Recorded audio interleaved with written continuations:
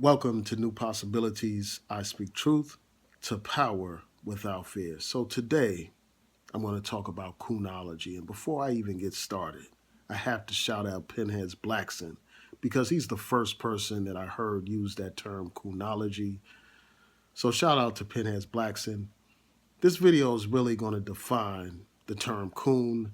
I'm going to provide 6 traits of a coon.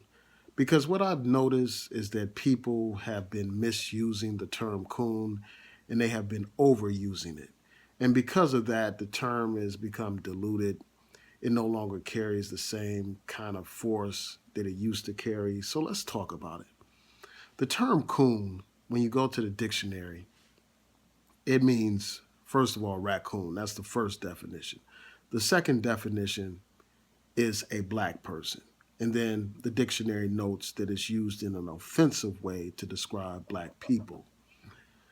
Now, back when that term was used more commonly than it is now, the term was mainly applied to minstrels. And a minstrel was someone who basically was used to degrade and demean black people by depicting black people in blackface with white lips and knotted hair and had them behaving like buffoons and idiots to make black people look stupid. And also, they would present these images not only in film and on stage, they would actually present cartoon images of the minstrel, and they would actually call those minstrels coons. These images perpetuated negative views about black people. These images promoted the idea that black people were somehow subhuman. So they were used to perpetuate stereotypes. And now today we use the term coon to describe those who are traitors in our community, who are sellouts in our community.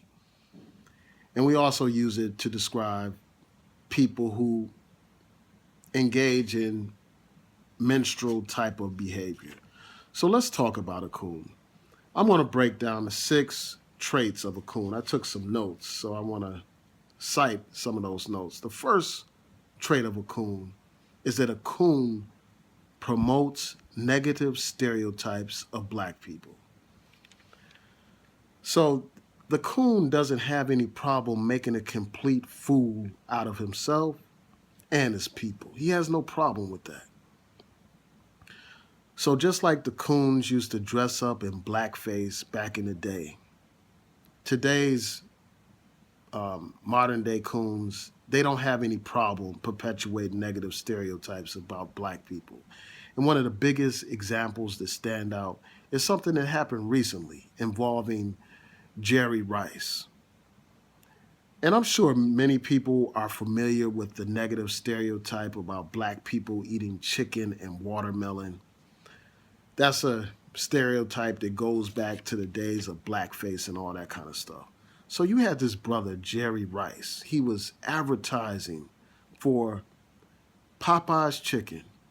This brother had a helmet with the Popeye's Chicken logo on it, and this helmet had a mouth guard. And in the very front of the mouth guard, there was a chicken wing attached to that helmet. Also, this brother had a giant biscuit, and he was holding it like it was a football.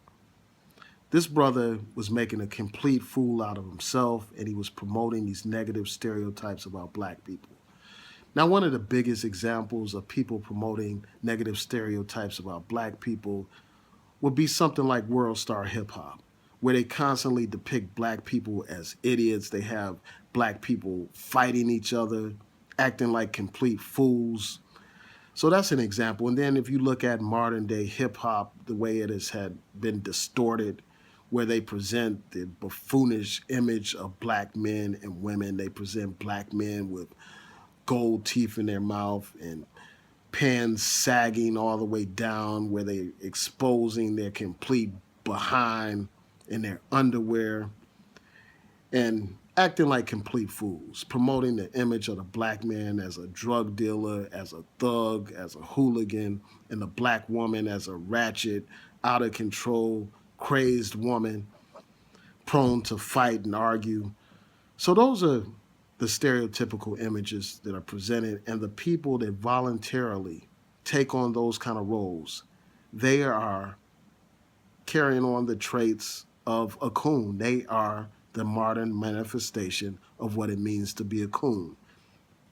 A second trait of the coon is this: the coon loves, adores, and worships white people. They constantly celebrate and elevate white people over everything. So that's number two. Number three is this: coons defend and serve white people unconditionally, much like how a loyal dog serves his master. So if a white person does something to black people, that coon is there to defend that white person regardless of the circumstances. So if a police officer shoots and kills an unarmed black man or black woman, the coon is there to defend that police officer, to justify what that police officer did. Anytime a white person says, something racist about black people, uses racial slurs or something like that, the coon is there to defend that white person, there to justify what that white person said and did. So that's the third trait. The fourth trait is this: the coon loves to disparage his own people. He loves to attack his own people. He loves to talk about how black people are so dysfunctional. He loves to talk about how black people are stupid. He loves to insult black people by using racial slurs against his own people, calling them apes and monkeys, calling them shines and other derogatory terms. That's how the coon communicates his hatred for black people. And the coon is so wrapped up in his hatred towards his own people that he disassociates from his own people. So the coon describes black people as if he is not black, as if he is somehow outside of the black community and outside of the black identity. So the coon never misses an opportunity to attack victims of police brutality, for instance, to talk about how they deserve to get shot. The coon never misses an opportunity to bash black women.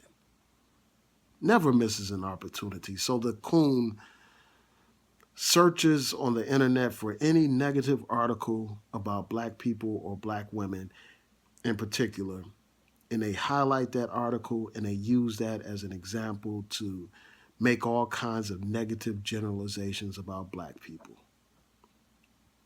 And in a way, this goes back to one of my earlier points about promoting stereotypes. Instead of actually promoting stereotypes by their own particular conduct, these coons promote stereotypes with their commentary about black people. So that's the fourth trait. The fifth trait is this: the coon often will serve voluntarily and eagerly as a snitch, as an agent, as an informant against his own people for a few dollars. So he has no problem snitching on his people, running to the slave master to report on his brothers and sisters. And a good example of this, a clear example of this, is what happened to Black Panther leader Fred Hampton. An informant in the Black Panther Party gave the floor plans to the FBI and the police, and they used those floor plans of Fred Hampton's house or his apartment to assassinate that brother while he was sleeping. So that's the fifth trait. And I'll conclude with the sixth trait. The sixth trait of the coon is the coon has no problem supporting policies that are detrimental to black people. Whether we're talking about policies designed to end affirmative action, policies designed to scale back on voting rights, policies designed to perpetuate mass incarceration of black people, the coon loves to support those kind of policies. And the biggest example of a coon would be Justice Clarence Thomas. Another example would be, these other right-wing Republicans. And, just overall, a clear example of a coon would be that sheriff in Wisconsin, Sheriff David Clark. So tell me what y'all think. Are there any traits that I missed? If so, let me know in the comment section. So please rate, comment, and subscribe. Peace.